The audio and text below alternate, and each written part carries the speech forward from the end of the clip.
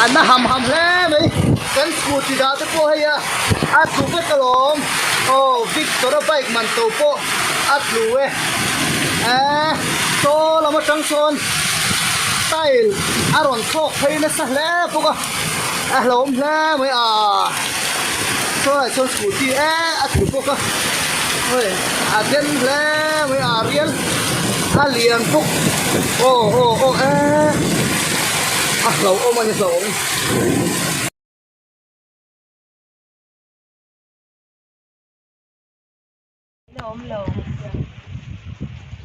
bon kop mai he kum tam tak far kung lo về tổ khani an sem tliak mok mai he la hen